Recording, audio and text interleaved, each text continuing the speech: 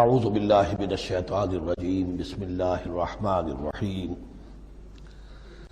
الذین ينفقون اموالهم باللیل والنہار سرا وعلانیۃ فلہم اجرہم عند ربہم ولا خوف علیہم ولا هم یحزنون الذین یأکلون الربا لا یقومون الا کما یقوم الذی یتخبطہ الشیطان من المس ذلك بأنهم قالوا إنما البيع مثل الربا وأحل الله البيع وحرم الربا فمن جاءه موعظة من ربه فانتهى فله ما سلف وأمره إلى الله ومن عاد فأولئك أصحاب النار هم فيها خالدون صدق الله العظيم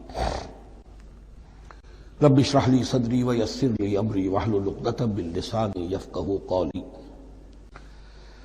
ابھی سورہ مبارکہ کا وہ رکوع ہم پڑھ رہے ہیں کہ جو آج کے حالات میں اہم ترین ہے، اس لیے کہ اس دور میں اللہ کے خلاف بغاوت کی سب سے بڑی شکل تو ہے غیر اللہ کی حاکمیت کا تصور۔ سب سے بڑا شرک یہ ہے،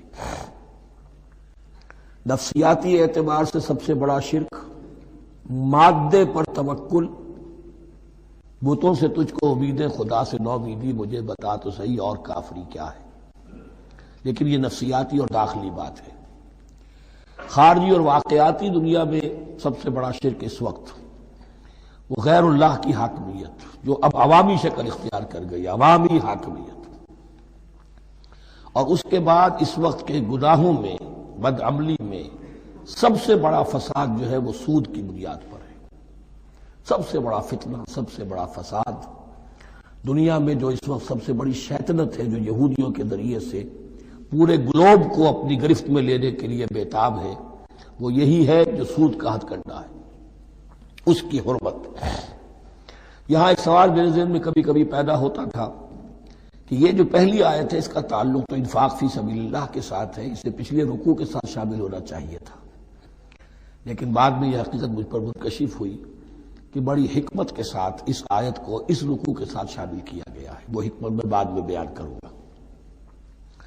الذین ينفقون اموالهم باللیل والنہار، وہ لوگ کہ جو اپنا مال خرچ کرتے رہتے ہیں رات کو بھی دن میں بھی، سرا وعلانیۃ، خفیہ طور پر بھی اعلانیہ بھی، صدقات واجبہ اعلانیہ، صدقات نافلہ خفیہ، انفاق فی سبیل اللہ خفیہ۔ فَلَهُمْ أَجْرُهُمْ عِنْدَ رَبِّهِمْ وَلَا خَوْفٌ عَلَيْهِمْ وَلَا هُمْ يَحْزَنُونَ، ان کے لیے ان کا اجر محفوظ ہے ان کے رب کے پاس، نہ ان پر کوئی خوف طاری ہوگا اور نہ ہی وہ کسی حزن سے دوچار ہوں گے۔ الَّذِينَ يَأْكُلُونَ الرِّبَا، اب ربا کا مسئلہ شروع ہو رہا ہے، جو سود کھاتے ہیں۔ وجہ کیا ہے؟ اصل مسئلہ ہے اس سرپلس ویلیو کا۔ آپ کا کوئی شغل ہے، آپ کی ملازمت ہے، آپ کما رہے ہیں، آپ کا خرچ پورا ہو رہا ہے، کچھ بچت بھی ہو رہی ہے۔ اب اس بچت کا اصل مصرف کیا ہے؟ یسألونک ماذا ينفقون قل العفو۔ اصل راستہ تو یہ ہے کہ اس کو دے دو اللہ کی راہ میں، یا محتاجوں کو یا اللہ کے دین کو۔ لیکن اب جو سود خورانہ ذہنیت ہے وہ یہ کہ اس بچت کو بھی مزید کمائی کا ذریعہ بناؤ، یہ سود خورانہ ذہنیت ہے۔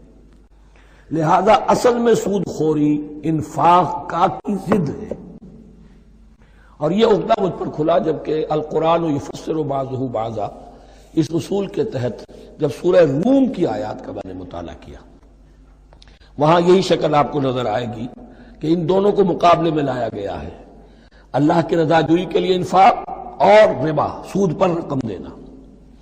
وما آتیتم من ربا لیربو فی اموال الناس فلا یربو عند اللہ، جو کچھ تم دیتے ہو سود پر کہ وہ بڑھے لوگوں کے مال میں، محنت وہ کر رہا ہے اور آپ اس کی کمائی میں سے آپ وصول کر رہے ہیں اپنے اس سرمایہ کی وجہ سے۔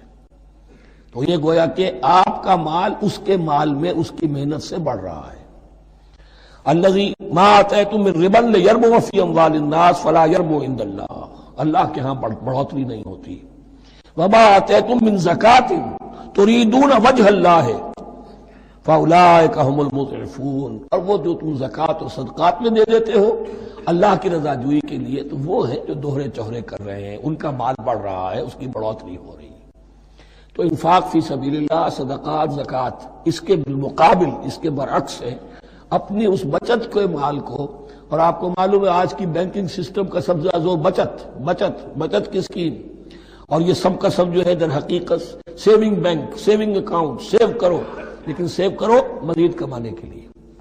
سیو جو ہے اس لیے نہیں ہے کہ اپنا پیٹ کاٹو اور غرباء کو دو، اپنا سٹینڈرڈ آف لیونگ کم کرو اور اللہ کے دین کے لیے خرچ کرو، یہ نہیں، بلکہ اس لیے کہ وہ جو تم بچاؤ وہ ہمیں دو تاکہ وہ ہم سود پر زیادہ رقم، زیادہ شرح سود پر دوسروں کو دے اور تھوڑا شرح سود تمہیں دے دے۔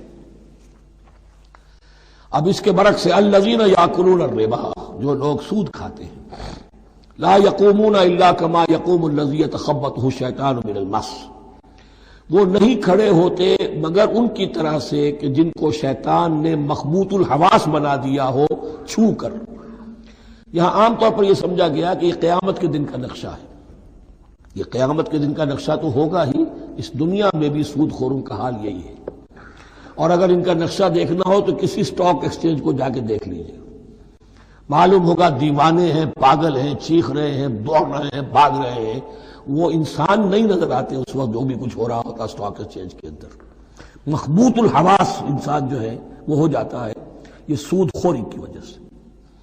الذین یاکلون الربا لا یقومون الا کما یقوم الذی یتخبطہ الشیطان من المس ذلک بانہم قالوا انما البیع مثل الربا، اور ان کے سب سے بڑھ کر مخبوط الحواس ہونے کی کا مظہر یہ ہے، یہ اس لیے کہ وہ کہتے ہیں کہ بیع بھی تو ربا کی طرح ہے، بیع بھی تو سود ہے۔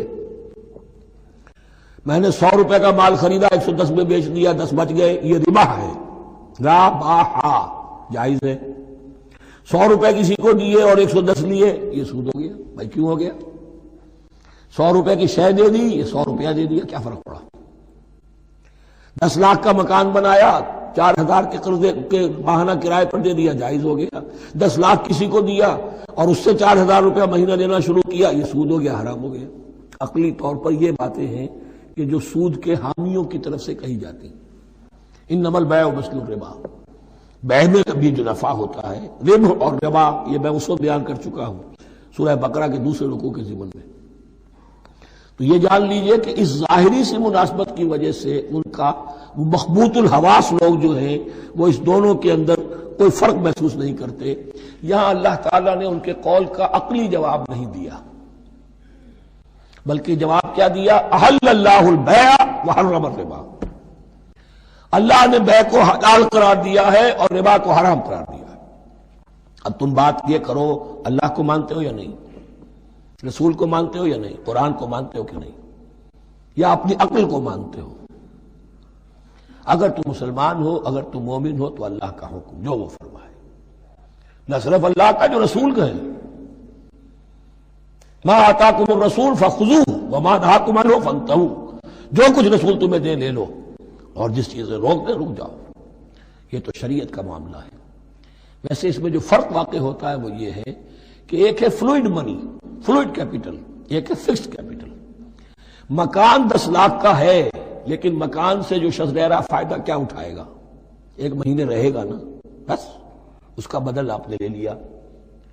10 لاکھ روپے کسی کو نقد دے دیے، وہ کسی کام میں لگائے گا، 12 لاکھ بھی بن سکتے ہیں، 15 بھی لگ سکتے ہیں، 8 بھی رہ سکتے ہیں۔ اس میں آپ نے فکس اگر لیا تو یہ حرام ہے۔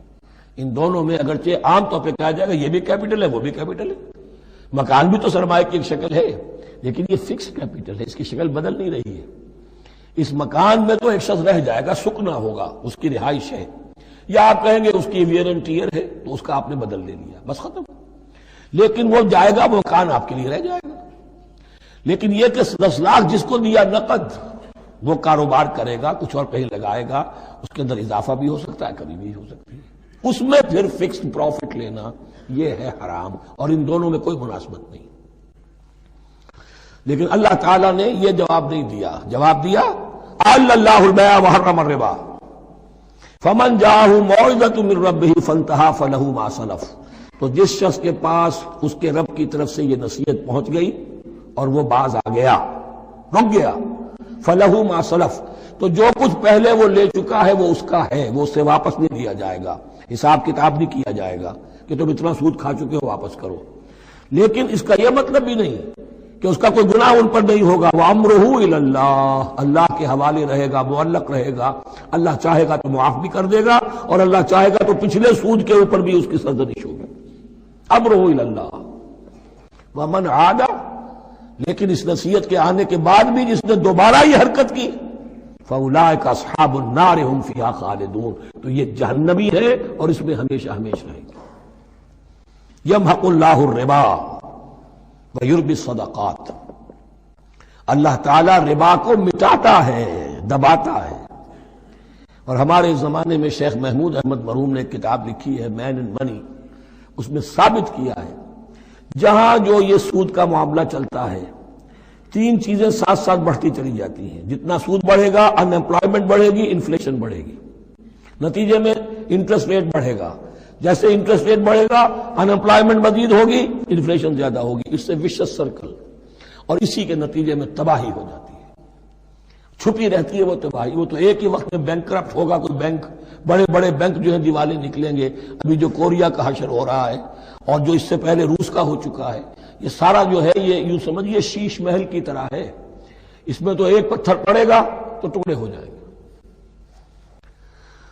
ومن عاد فاولئک اصحاب النار هم فیہا خالدون. یمحق اللہ الربا ویربی الصدقات، اللہ تعالیٰ پالتا ہے، صدقات کو پالتا ہے، بڑھاتا ہے اللہ کے ہاں. وہ آیت میں سنا چکا ہوں آپ کو، سورہ روم کی 39ویں آیت ہے یہ. وما آتیتم من ربا لیربو فی اموال الناس فلا یربو عند اللہ وما آتیتم من زکاۃ تریدون وجہ اللہ فاولئک هم المضعفون. واللہ لا یحب کل کفار اثیم، اور اللہ کو ہرگز پسند نہیں ہے وہ سب کہ جو ناشکرے ہیں اور گناہ گار ہیں. ان الذین آمنوا وعملوا الصالحات واقاموا الصلاة وآتوا الزکاة لهم اجرهم عند ربهم ولا خوف علیہم ولا هم يحزنون. ہاں جو لوگ ایمان لائیں اور نیک عمل کریں. نیک عمل میں ظاہر بات ہے جو شے حرام ہے اس کا چھوڑ دینا بھی لازم ہے، اور نماز قائم رکھیں، زکوٰۃ ادا کریں، ان کے لیے ان کا اجر محفوظ ہے ان کے رب کے پاس. ولا خوف علیہم ولا هم يحزنون. یا ایھا الذین آمنوا اتقوا اللہ وذروا ما بقی من الربا، اے ایمان والو اللہ کا تقوی اختیار کرو اور چھوڑ دو جو رہ گیا ہے سود میں سے. آج فیصلہ کر لو کہ جو بھی کچھ تمہیں کسی کو قرض دیا تھا اب اس کا سود چھوڑو. یا ایھا الذین آمنوا اتقوا اللہ وذروا ما بقی من الربا ان کنتم مؤمنین، اگر تم مومن ہو. فَإِن لَمْ تَفْعَلُوا، اور اگر تم نے ایسا نہ کیا، باز نہ آئے، فَاعْذَرُوا، تو کان کھول کر سن لو، بِحَرْبٍ مِّنَ اللَّهِ وَرَسُولِهِ، اللہ اور اس کے رسول کی طرف سے اعلان جنگ. یہ الٹیمیٹم ہے اگر باز نہیں آتے سود سے. دیکھیے کسی اور گناہ پر یہ بات نہیں آئی، اللہ اور اس کے رسول کی طرف سے اعلان جنگ. وَإِن تُبْتُمْ فَلَكُمْ رُءُوسُ أَمْوَالِكُمْ، اگر تم توبہ کرو تو تمہارے جو اصل راس المال ہے وہ تمہیں لوٹا دیے جائیں گے. سود چھوڑ دو، راس المال واپس لے لو. لا تظلمون ولا تظلمون، نہ تم ظلم کرو سود لے کر اور نہ تم پر ظلم کیا جائے کہ تمہارا راس المال بھی دبا دیا جائے. لا تظلمون ولا تظلمون. وَإِن كَانَ ذُو عُسْرَةٍ، اور اگر تمہارا جو مقروض ہے وہ تنگی میں ہے، وہ تنگ دستی میں ہے، فَنَظِرَةٌ إِلَىٰ مَيْسَرَةٍ، تو انہیں انتظار کرو، پھر اسے مہلت دو کہ اس کے ہاں کشادگی پیدا ہو جائے، آسانی سے وہ آپ کی رقم، آپ کا قرض واپس کر سکے. لیکن اس سے بھی آگے وَأَن تَصَدَّقُوا خَيْرٌ لَكُمْ، تم صدقہ ہی کر دو. تمہارا بھائی غریب تھا، اس کو تم نے قرض دیا تھا، کچھ سود لے کر کھا بھی چکے ہو، اب جو ہے سود، اب تو باقی سود کو تو چھوڑا ہی ہے، اگر وہ راس المال بھی بخش دو اس کو، یہ انفاق ہو جائے گا، یہ قرض حسنہ اللہ کو ہو جائے گا، یہ تمہارا جو ہے ذخیرہ آخرت بن جائے گا. تو یوں سمجھیے کہ جو بھی جو ہے جس کو سرپلس ویلیو میں نے کہا تھا اسلامی معیشت کے اندر، جو بچت ہے آپ کی، اس بچت کا سب سے اونچا مصرف کیا ہے؟ صدقہ دے دو، انفاق کر دو. اس سے کم تر کیا ہے؟ قرض حسنہ، قرض دے دو کسی کو تاکہ وہ اپنی ضرورت چلا لے، اس کا کاروبار رکا ہوا تھا وہ چل پڑے گا اور تمہیں پھر وہ اپنی اصل رقم واپس کر دے گا. یہ قرض حسنہ اس سے کم تر درجہ ہے. تیسرا درجہ ایک اور بھی ہے جو جائز تو ہے مکروہ، پسندیدہ نہیں ہے. تم زیادہ ہی خسیس ہو، چلو مزاربت پر دے دو، اور مزاربت یہ ہے کہ رقم تمہاری کام وہ کرے گا. اگر بچت ہو جائے تو تم بھی لے لینا،